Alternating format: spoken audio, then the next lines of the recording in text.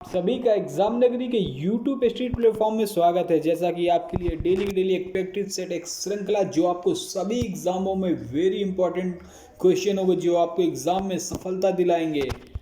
तो ये हमारा चैनल का पीडीएफ वाला लिंक है 1 2 3। तो ये टीजीटीपी, ये यूपी टेट और ये पीडीएफ नोट्स का लिंक है। यहाँ पर आप चले जाइए, देख लीजिए, इसी को टाइप कर दिए टेलीग्राम में आ जाएगा और वहाँ से आपको इसकी नोट्स पीडीएफ फ्री में मिल जाएंगी। तो ये सभी क्लासें आपके लिए फ्री चल रही हैं और निरंतर चलती रहेंगी आपको जब तक सफलता नहीं मिल जाती है। ठीक है, तो उससे पहले अगर आप चैनल पर नए हैं तो चैनल को सब्सक्राइब कर लें, बेल आइकन दबा दें जिससे आपको क्लासें मिलती रहे। उसके साथ साथ विद्यार्थी जीवन से कोई भी जुड़ी ऐसी सूचना जो आपको मिलनी चाहिए वो एग्ज़ाम नगरी आपको प्रोवाइड कराएगा। एग्ज़ाम नगरी ने ठाना है आपको सिलेक्शन दिलाने के तहत फ्री क्लास, फ्री नोट्स, हर चीज़ आपको प्रोवाइड कराता रहेगा।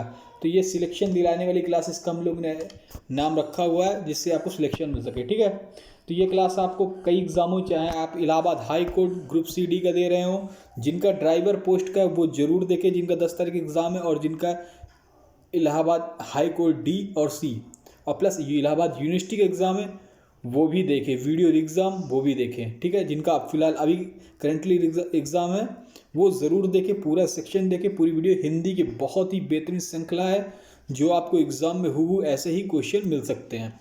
तो चलिए स्टार्ट करते हैं। पहला क्वेश्चन, जिस भाषा में, एक मिनट, अगर उससे पहले आप सब्सक्राइब बटन है उसको दबा दे बगल पे, फिर हम स्टार्ट करते हैं। बेल आइकन दबा दे जिससे आपको क्लास मिलती रहे।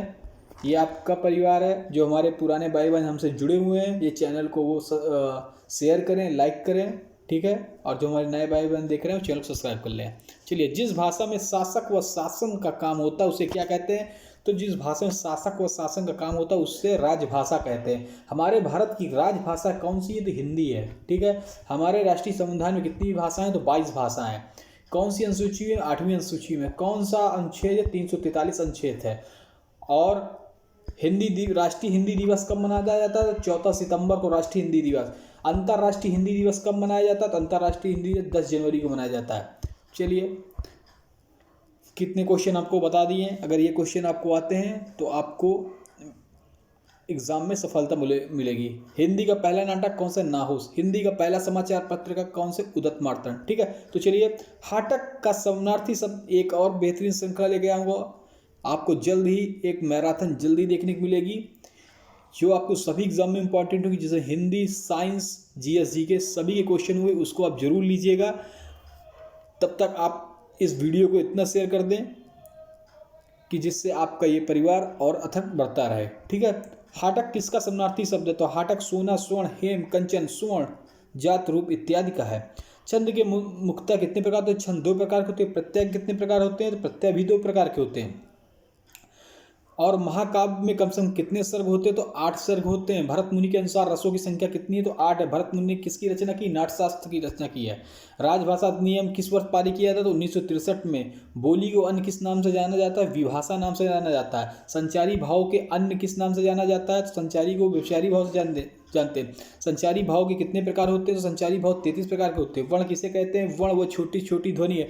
ये क्वेश्चन लिख के धर लीजिए, वेरी मोस्ट इंपॉर्टेंट। आपको ये पूरी पीडीएफ वेरी मोस्ट इंपॉर्टेंट, ये पीडीएफ आपको हमारे टेलीग्राम, एग्जाम नगरी की टेलीग्राम पे मिल जाएगी, बिल्कुल फ्री है। सभी पीडीएफ फ्री है और सभी पीडीएफ मैंने कम से कम अभी तो 100 से प्लस पीडीएफ मैंने डाल चुके हैं, आप जाकर वहाँ से प्राप्त कर सकते हैं। ठीक है, वह छोटी से छोटी ध्वनि जिसके टुकड़े न किए जा सकते हैं, जैसे आ, का, खा आदि। ठीक है, और आपको हिंदी की और बेहतरीन साहित्य प्लस लेना है तो आप 3 बजे रोज़ 3 बजे, दोपहर 3 बजे आप आइए। उस पर आपको हिंदी साहित्य प्लस ग्रामर के बेहतरीन व्याख्या सहित प्रश्न मिलेंगे। ठीक है, ज्वाइन कर सकते हैं जिनका पेपर अभी लगा हुआ है। वर्ण कितने प्रकार के होते हैं? तो वर्ण 2 प्रकार के होते हैं, एक स्वर, एक व्यंजन। स्वर कितने होते हैं? 11, और व्यंजन कितने? 33। कुल कितने होते हैं? 52। ठीक है, स्वर किसे कहते हैं? तो जो अक्षर जो बिना किसी वर्ण की अन्य वर्ण की सहायता से बोला जा सकता है उन्हें स्वर कहते हैं। उदाहरण के लिए आ, ई, उ, ए आदि। हिंदी भाषा में कितने स्वर होते हैं? अभी बताया 11 स्वर होते हैं। व्यंजन किसे कहते हैं? जिन व्यंजनों को बोलने के लिए स्वर की आवश्यकता हो। तो जिन व्यंजनों को बोलने की स्वर की आवश्यकता उन्हें व्यंजन करते हैं। और स्वर में स्वर स्वतंत्र रूप होते हैं, ठीक है। चलिए, हिंदी के भाषा में कुल कितने व्यंजन हैं? तो हिंदी की भाषा में कुल 33 व्यंजन हैं, ठीक है। चलिए, कुल 39 व्यंजन है। चलिए इसको देख लीजिएगा, 33 होने चाहिए।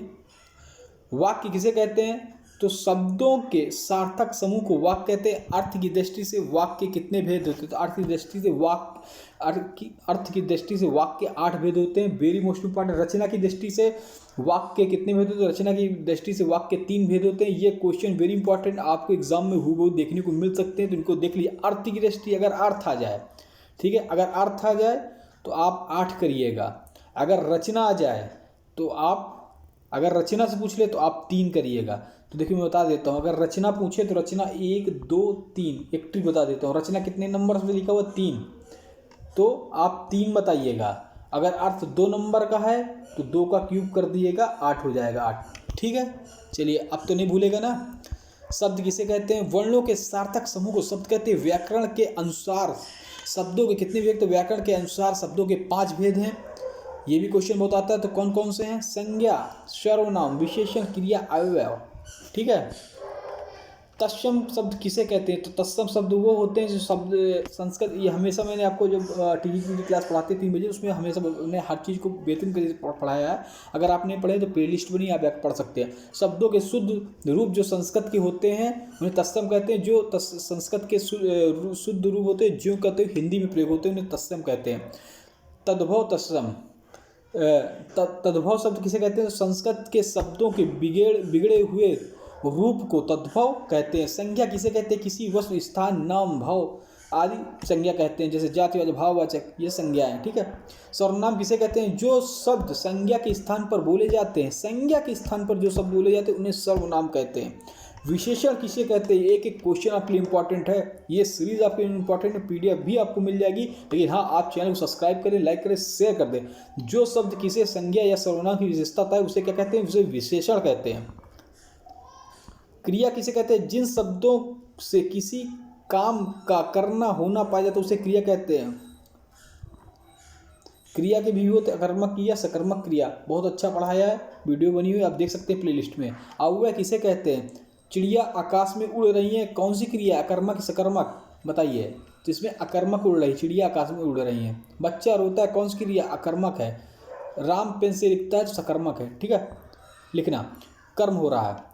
अव्यय किसे कहते हैं? वह शब्द जिसके स्वरूप हमेशा एक सर है उसे अव्यय कहते हैं, जैसे इधर, उधर, धीरे आदि अव्यय हैं। इधर, उधर, धीरे आदि। संज्ञा किसे कहते हैं? किसी वस्तु, नाम, ये हो चुका है, ठीक है। सर्वनाम जैसे रिपीटेड हो गए, एक मिनट, हाँ। सर्वनाम किसे कहते हैं? जो संज्ञा के स्थान प्रयोग किए जाते हैं उन्हें सर्वनाम कहते हैं। प्रयोग की दृष्टि सर्वनाम कितने प्रकार के होते हैं? तो प्रयोग की दृष्टि सर्वनाम 6 प्रकार के होते हैं। विशेषण किसे कहते हैं? जो संज्ञा या सर्वनाम की विशेषता मतलब विशेषण कहते हैं। विशेषण कितने प्रकार के होते हैं? विशेषण आप बताएंगे, इसको आप कभी नहीं भूलेंगे। विशेषण में कितने शब्द है? 1 2 3 4, ठीक है, विशेषण, ठीक है। चलिए, इसमें तो नहीं बन पाएगी ट्रिक, ठीक है। तो विशेषण आपको एक ट्रिक बताइए, 32 34 संज्ञा, सर्वनाम, विशेषण, ठीक है। इसको मैं आपके लिए एक अलग वीडियो लेकर आऊँगा, उसमें आपको ट्रिक के माध्यम से बताऊँगा, ठीक है। तो विशेषण ऐसे देख लीजिए। विशेषण कितने प्रकार के? विशेषण 5 प्रकार के हैं। क्रिया किसे कहते हैं? क्रिया किसे कहते हैं? जिस शब्द के किसी काम करना पाया जाता है उसे क्रिया कहते हैं। अव्यय, ये आपको रिपीटेड हो गई थोड़ा सा, ठीक है, ये कुछ क्वेश्चन रिपीटेड हो गए हैं, ठीक है। चलिए, रिपीटेड से ये हुआ कि आपका थोड़ा सा रिवीजन भी हो गया, ठीक है। तो आप चैनल को लाइक करें, सब्सक्राइब करें, शेयर करें।